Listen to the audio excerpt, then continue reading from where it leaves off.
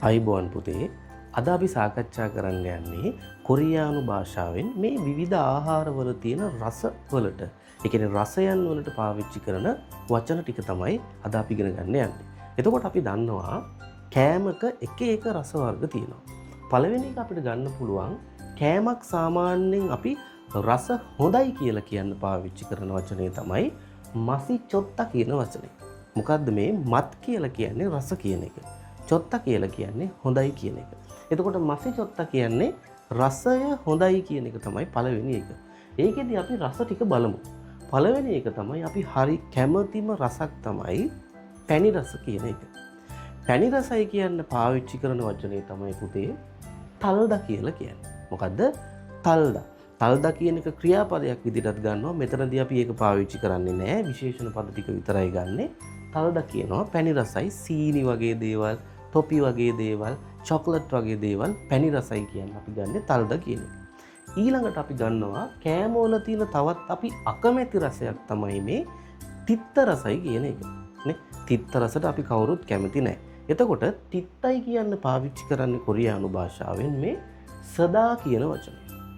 සදා කියන වචනේ තමයි තිත්තයි කියන්න පාවිච්චි කරන්නේ. අපි දන්නවා බෙහෙත් වගේ දේවල් තිත්තයි. කරවිල තිත්තයි නේද? එතකොට තිත්ත රසට තමයි සදා කියලා කියන්නේ. ක්‍රියාපදයක් විදිහට සදායක අපි දන්නවා ලියනවා, භාවිතා කරනවා, පළඳිනවා වගේ තේරුම් වලට ගන්නවා. හැබැයි මෙතනදී විශේෂණ පදයක් විදිහට අපි සදා කියන එක තිත්තයි කියලා ගන්නවා. ඊළඟට අපි බලනවා අපි හරි ආස හැබැයි දරන්න අමාරු රසයක් තමයි මේ සැරයි කියන එකනේ. කටට සැරයි කියන එක. එතකොට සැරයි කියන වචනයට කොරියානු භාෂාවෙන් කියන්නේ මෙත්තා කියලා. මෙත්තා අපි දන්නවා මිරිස්, කොච්චි ඒ වගේ දේවල් සැරයි කියන්න පාවිච්චි කරන්නේ මෙත්තා කියන එක. ඊළඟට අපි තවත් දන්නවා කෑම වල තියෙන තවත් එක් රසයක් තමයි පුතේ ඇඹුල් රස කියලා කියන්නේ. දොඩම් නේ ඊට පස්සේ අපිට ගන්න පුළුවන් දෙහි මේ වගේ දේවල් ඇඹුල් රසයි. ඇඹුල් රසට කොරියානු භාෂාවෙන් කියන්නේ සිදා කියලා. මොකද්ද? සිදා කියන වචනේ තමයි ඇඹුල් රසට පාවිච්චි කරන්නේ. ඊළඟට අපි දන්නවා අපි හැම කෑමකටම ලුණු පාවිච්චි කරනවා. එතකොට ලුණු දාපුවාම තමයි කෑම එකක් රස වෙන්නේ. ඕනවට වඩා ලුණු කන්න හොඳත් නැහැ. එතකොට ලුණු රසට අපි කියනවා චදා කියලා. මේ චදා කියන වචනේත් ක්‍රියාපද ගොඩක් තියෙනවා. හැබැයි මෙතනදී අපි ගන්න විශේෂණ පදේ විතරයි චදා කියන්නේ ලුණු රසයි කියන එක. මේකෙම අනිත් පැත්ත.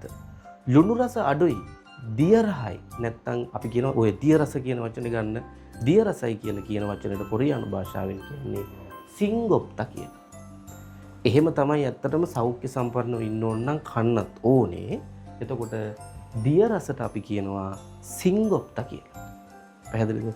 ඉතින් මේ වචන ටික පාඩම් කරගන්න මේ ටික එක්සෑම් එකට ඔයගොල්ලන්ට වැදගත් වෙන්න පුළුවන්. තත්ගි පේපර් එකේ බහුලව ඔයගොල්ලන්ට පළවෙනි ප්‍රශ්න 9 ඇතුලේ බොහෝ වෙලාවට මේ වචන අහුවෙන්න පුළුවන්. එහෙනම් හැමෝටම සරණයි.